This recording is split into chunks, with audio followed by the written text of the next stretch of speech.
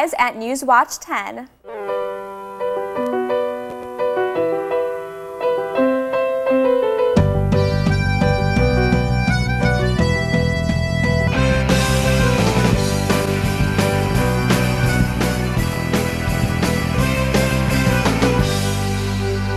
Here at WDNN, we take great pride in our work, which is why we wanted to give you a behind-the-scenes look at the sports department. So let's head back there right now and see what JR is cooking up today.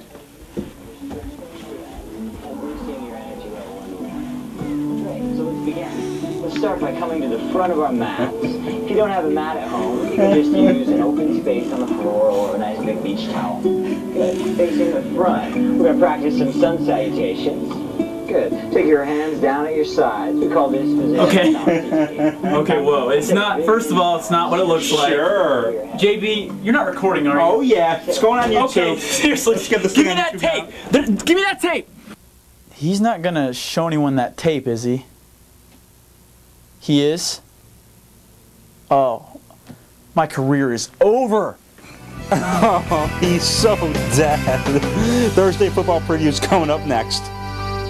Welcome to Week 9 of the Thursday Football Preview here at Raider Field, the home of Southeast High School. I'm Jeremy Babin, joined here as always by my partner in crime, Jeremy Rao.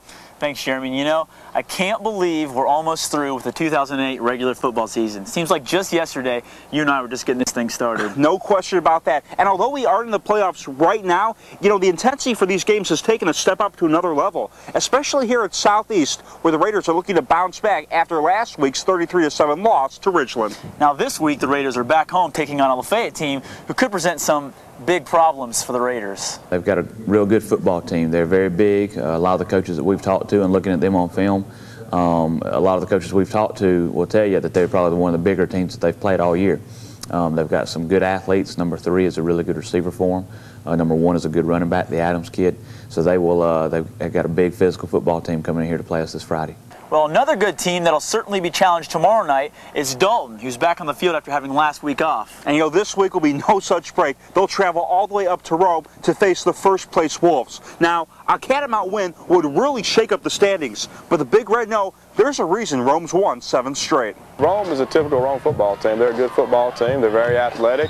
They run very well and on offense and defense and special teams. And Coach Sid Fritz has done a superior job with his football team, as he always does, and they're a well-coached team. Now, the team that lost to Rome last week is Northwest, who finds themselves at home this week against Sequoia, whose only loss on the season is to what team you might imagine? Rome. Yeah, what a surprise, right? But you know, Bruins head coach Mike Fuller knows his squad just needs to continue to do what they do best, and everything else is going to fall in place. You just challenge your kids, it's going to be a physical game, and we're a pretty physical football team, so that's more into our style than the speed aspect of it. So they know what's coming, they know what they got to do, and now we just got to go out and execute. Well, another team who certainly will have to execute effectively is Gordon Central, who last week snapped a 3-game losing streak with a 35-0 win over Dade County. Now, tomorrow they'll take on a Chattooga team who also just snapped a 3-game losing streak. Now, I don't think I have to tell Warriors head coach Chad Fisher this, but he better be ready for the Indians tomorrow because they're going to throw quite a few trick plays in his direction. They scare me to death, especially because of how fast they are. They're obviously faster than we are, more athletic than we are. We're going to have to play great disciplined football to give ourselves a chance to compete and be successful. But I think our kids are ready. They kind of see what could happen towards the end of the season. We don't want to jump ahead by any means, but they also need to know where things stand if we can win this game on Friday night, which I think we'll go out and compete and play well. I think it'll be a fun game. Well, the past month's certainly been fun for Ridgeland, who's riding a 4-game winning streak. And right now for the Panthers, it appears that everything's starting to click at the right time. I think if our kids just do what they're supposed to do, that's what we've been focusing on all year, just take care of ourselves, and, you know, we'll be okay. Well, for Ridgeland, if they're to keep winning, it's not going to be Friday night this week. It's bad weather. Well, let's move the game to tonight at 7 o'clock. And, you know, trying to change the fortune for Ridgeland is Heritage, who's still looking for that first win of the season, although head coach Tim James has said he's seen some improvement as the season's progressed. We're starting to kind of understand the offense at this point of the season, understand our blocking schemes. Right now, we just got to get more aggressive, you know, quit thinking as much and start reacting. Well, another coach that hasn't had as much to celebrate lately is Ringgold's head coach Robert Atkins, who lost another heartbreaker last week to Lafayette. But as Coach Atkins puts it, well, that's all part of football. We know we've lost 4 games by a total of 12 points over the season, and if we'd won those games, we'd be 6-1. So I know that's a lot of ifs, but you still tell your kids we've got a good football team, and we'll make a breakthrough. If you keep working hard enough, you know, good things will happen to you, and I believe that. Now, standing in Ringgold's way tonight is LFO, who's also had a few heartbreaking losses this year. So when both of these teams meet tonight, you can expect a pretty good Thursday night football game. Coach Atkins and his staff do a good job. They've had some very close games. It's very similar to our season.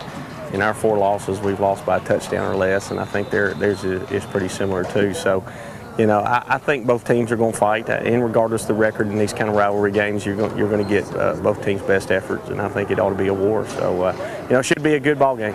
Well, another team certainly due for a good ball game is Sonoraville, who saw their undefeated season come to an end last week with their 51-0 loss to Calhoun. Now tomorrow, the Phoenix will play host to Adairsville, another team that's hoping to get back to their winning ways after last week's loss to Chattooga. They're going to have a good football team when they roll in here on Friday night, but we're going to go back out and do the same kinds of things that we've kind of built this year on. We run the football. We like to play a physical type of game, a power type of game, and we got to get back into it and do those kinds of things. Well, that'll do it for this week's Thursday football preview. Be sure to tune back in tomorrow night at 11 o'clock for highlights of all of these games, as well as scores from many others throughout Northwest Georgia. Now let's send it back to Calvin and Rachel at the news desk. Thanks, Jeremy and JR. Well, it looks like there's a lot to look forward to tomorrow, but I have a feeling that the rain is going to put a damper on things. Cedric, what can we expect for tomorrow and the rest of this weekend? Well, it looks like we're going to be watching this storm system that's